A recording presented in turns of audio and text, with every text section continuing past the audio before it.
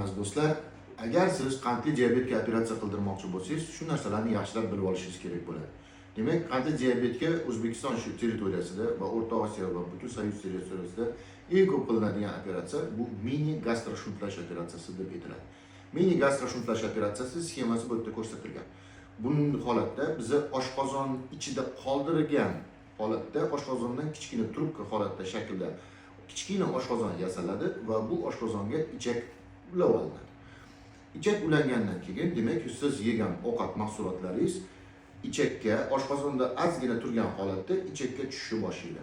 Demak, ko'pchilik bemorlarda bu holatda juda ham ijobiy natija yuzaga keladi. Ya'ni qand miqdorining tushishi, ortiqcha vaznning tushishi, bu holatlar shu operatsiyaga juda mos keladigan holat hisoblanadi. Lekin bilingki, 10 tadan bitta holatda, ya'ni 10% holatlarda kutilmagan holatlar yuzaga kelishi mumkin. Bo'lishi mumkin bo'lgan holatlar, operatsiyadan keyingi davrda bo'lishi mumkin bo'lgan holatlar sahri to'liq me'yorga kelmasligi. Sahri to'liq me'yorga kelmasligining asosiy sabablaridan bittasi bu hazm qilish sistemasidan ajratilgan ichakning yetarli darajada uzunlikka ega bo'lmasligi.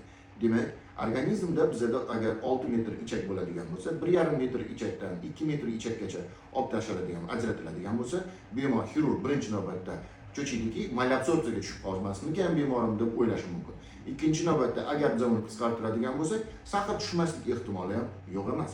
Demak, sahr agar tushmay qoladigan bo'lsa, bu holatlarda demak nima ish qilinadi? Bu ikkinchi etapda bemorga qaytadan operatsiya o'tkazishimiz mumkin. Ikkinchi etap operatsiyasi bu mini gastroshuntlash anastomozini yoki bo'lmasa biza agarda kichkina oshqozon turib ichakka tushadigan qismini, ichakka ajratilgan qismini sal oldiroqqa surib qo'yish yoki keyinroqqa surib qo'yishimiz mumkin, yoki bo'lmasa rul bo'yicha gastroshuntlash amaliyotini o'tkazishimiz mumkin. Rul bo'yicha gastroshuntlash amaliyotida ham 1 metr ichak tashqariga chiqarib ajratiladi hazm qilish sistemasidan. Bu holatda yana bir bor aytamanki, ovqatni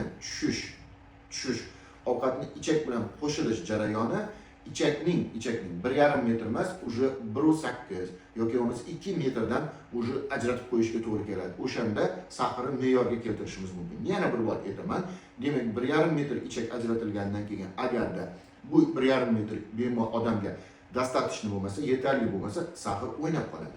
Agarda buni biz 2 metrga o'zgartiradigan bo'lsak, sahr yana me'yorga kelishi boshlaydi. Yana bilingki, hamma organizm individual o'zini xususiyatiga ega. O'shaning uchun hammaga bir xil operatsiya qilgan taqdirda ham kimdadir malabsorpsiya sindromi, ya'ni ichki ketish sindromi, kimdadir bo'lishi mumkin bo'lgan sindromlardan bittasi bu sahr o'ynab qolish, ya'ni to'liq tushmaslik holatlari yuzaga kelishi mumkin. Bu holat ham kerak bo'lsa qayta operatsiya yo'li bilan to'g'rilanadi. Buni yaxshilab inobatga olishinglar shart. Bu muammolarni ko'pchilik xirurg hech qachon aytmaydi. Ko'pchilik joylarda bu narsani aytishmaydi, ammo bu narsa bilan yuzaga kelib ko'p bemorlar stalkivаться qiladi. Bu yerda bemorlar stalkivаться qiladi, ko'pchiligi xirurgga qanaqadir muammolar bilan murojaat etaveradi. Lekin buni operatsiyadan oldin biz aytamizki, shunaqa muammo 10 ta kasaldan bittasida bo'lishi mumkin. Yana bir bor qaytaraman, malabsorpsiya sindromi, ikkinchisi sahri to'liq tushmasligi. Malabsorpsiya sindromi yuzaga keladigan bo'lsa, demak hazm qilish ichagini biz uzaytirishimizga to'g'ri keladi. Agarda sahr to'liq tushmaydigan bo'lsa, hazm qilish ichagini kamaytirishimizga to'g'ri kelib qoladi. Demak, bu 10% holatda bo'lishi mumkin bo'lgan holat. 90% odamlarda, ya'ni 10 tadan 9 ta kasalda bu juda ham ijobiy natija berib, zo'r natijalar bilan sahr tushib, kasal me'yorga kelib, sahr nimaligini, bu hayotda boshqa narsalar hammasining muammolarini unutadi. Demak, 10% holatda bizga bemorlar qayta murojaat etadi va bu qayta murojaat etganda biz bemorga ikkilamchi anastomoz deymiz biz uni. Qaytadan qo'shimcha anastomoz yoki qo'shimcha operatsiyani o'tkazishimiz mumkin. Agarda bu dori-darmon bilan hal bo'ladigan ish bo'ladigan bo'lsa.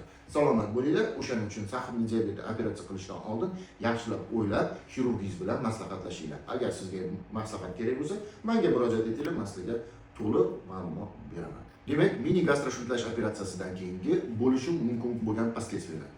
90% bizada ijobiy natija, sahri tushishi, ortiqcha vaznning ketishi, bemor aktivlashishi, aktiv holatga tushishi yuzaga keladigan bo'lsa, 10% holatda sizni nima kutadi? Demak, birinchisi, men aytmoqchi bo'lgan narsa, bu operatsiyadan keyingi davrda 1 yil, 6 yil, 6 oydan keyin, 1 yildan keyin, 1,5 2 yildan keyin bo'lishi mumkin bo'lgan holatlarni nazarda tutyapman.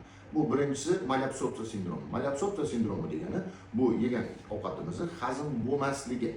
Demak, hazm bo'lmasligi natijasida organizmda oqsillarning yetishmovchiligi, vitamin va mikroelementlarning yetishmovchiligi yuzaga keladi. Buni oldini olish uchun siz quyidagi preparatlarni agarda sizda shu holatlar yuzaga kelayotgan bo'lsa, meniga yozasiz, men sizga qanaqa dorilarni iste'mol qilishi men sizga tushuntirib aytib o'taman.